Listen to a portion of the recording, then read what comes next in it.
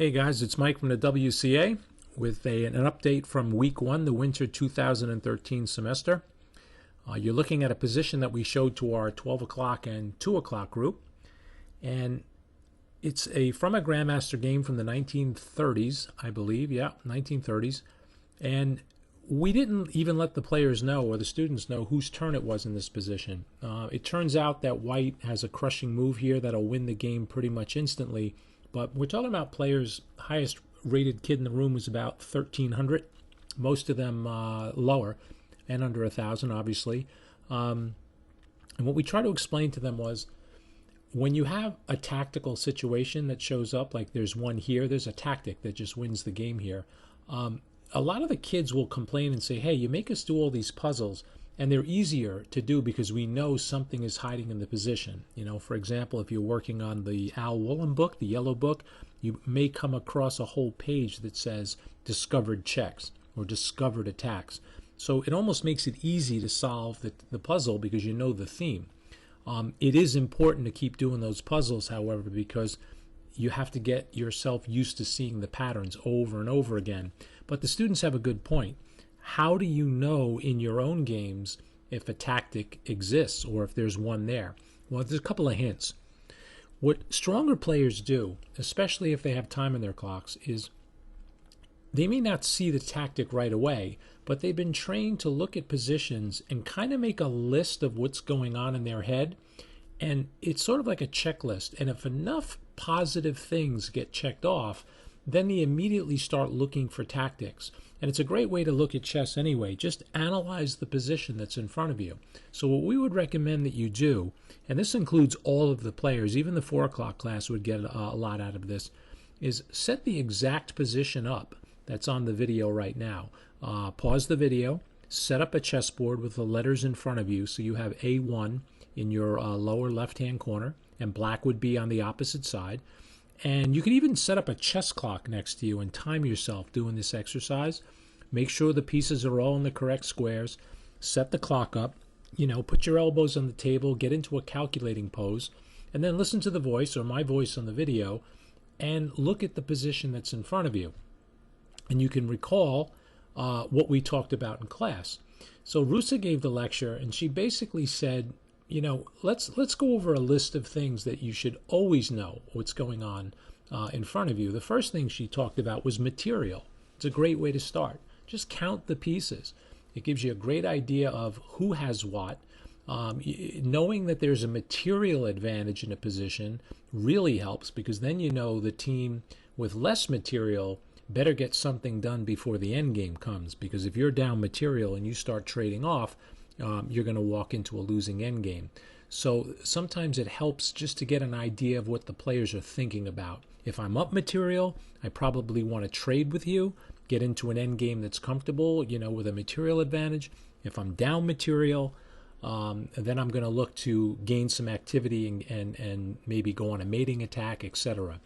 The problem here is the material is equal. There's 2 sets of minor pieces. I'm sorry, 3 minor pieces on each team.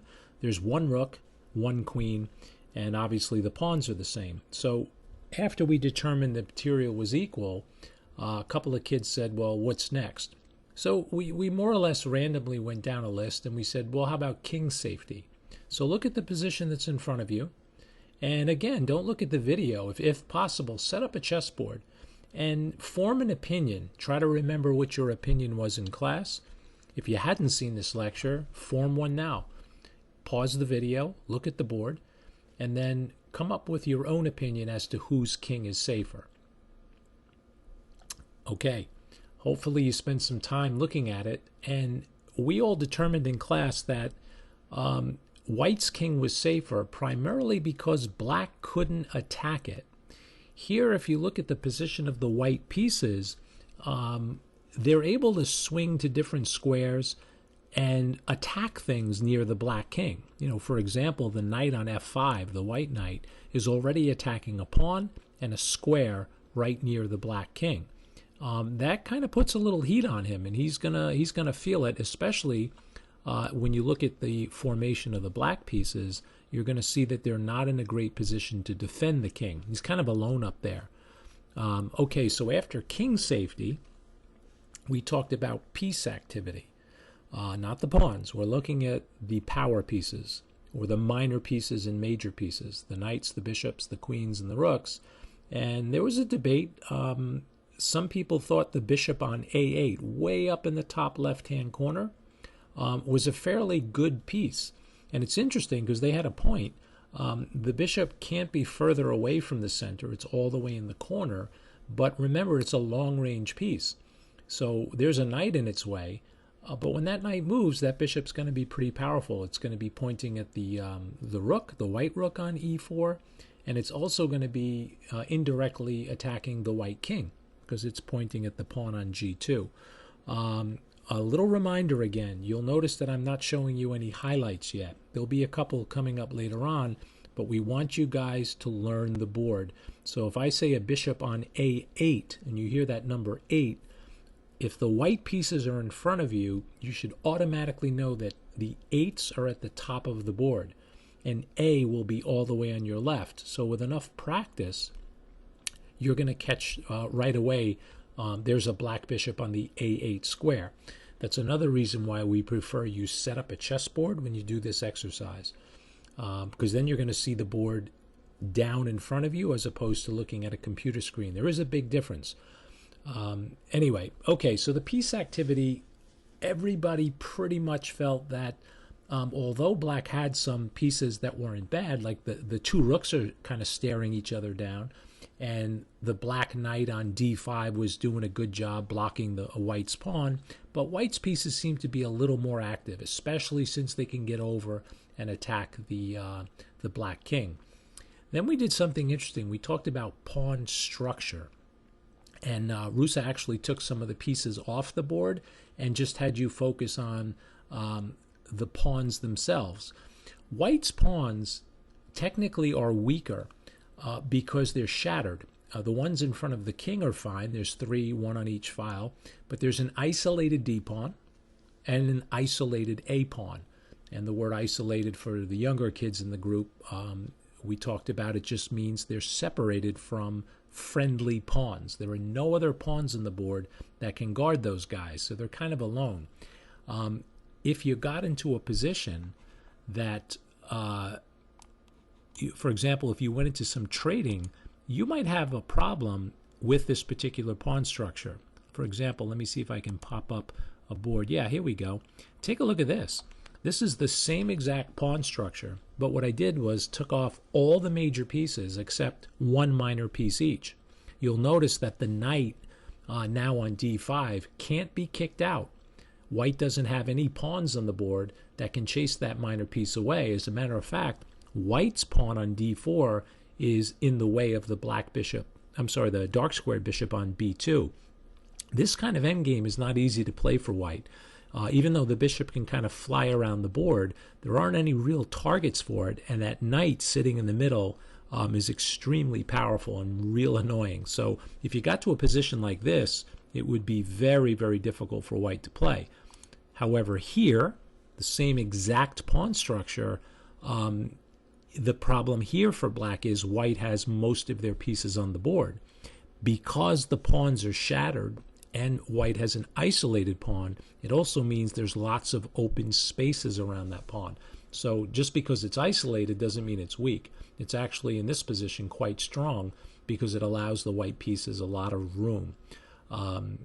Then finally, Rusa pointed a made a very important point to the students. She said, just because your pieces are active doesn't mean that they're placed well. Activity means they have movement, the ability to get from one side to the other. What she pointed out further was they have to be coordinated. So when you talk about controlling files and diagonals, it's important that the pieces do it together. So let me show you a couple of highlights to illustrate this. For example, here, you'll see that the white rook has the ability to challenge black immediately. And if you look at the white queen, she's pointing over toward the black king side. Those two pieces are coordinating together because, as you'll see in a moment when we show you the winning move, those two lines, the diagonal the queen is making and the rook the straight line, the vertical line that the rook is making, are actually coordinated very well. They're going to create a double threat that black is not going to be able to stop. So the fact that they can both move in those directions, it's really, really important, as you'll see. Here's another one. The highlighting of this pawn structure again should show you that with all of the pieces on the board, there's going to be a problem if those pawns can't move. For example, black right now can't really make a pawn move that helps them out. So if you can't change the pawn structure, the pieces that are left on the board for white are going to work really well in the current structure. If it were up to black, they would like to make some trades, or if they had the time, move the pawns in a way so that they could defend the king. The white pieces love the pawns the way they are. So this is going to be a big, big problem, as you'll see. So after all that time that we spent talking about the power of the pieces, the kids came up with the solution. And the idea was to coordinate the queen and the rook again. So you can pause the video. It's white to play and win here to see if you can find it yourself. Okay, the winning move was queen to g5, which looks kind of strange because the queen is undefended. There's nobody guarding her. And the black queen is kind of saying, hey, you know, I can just take you.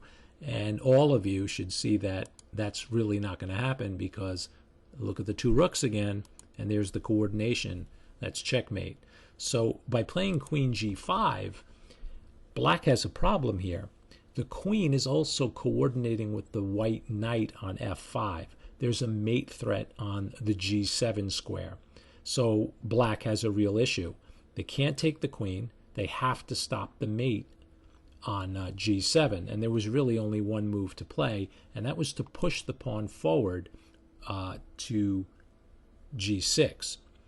By doing that, white will further help the coordination of their pieces by creating another threat. The threat is queen to h6. How do you stop that? You have to cover the g7 square. Moving the queen to f6 is not going to work because, again, the rook on the back rank is going to hang. So the only thing black could try in the game was to take the knight. But by taking the knight, that's going to open up the rook on e4 to now slide over with a check. The only way to stop mate is to take the rook. If you move the king into the corner, you should all see the mate on g7.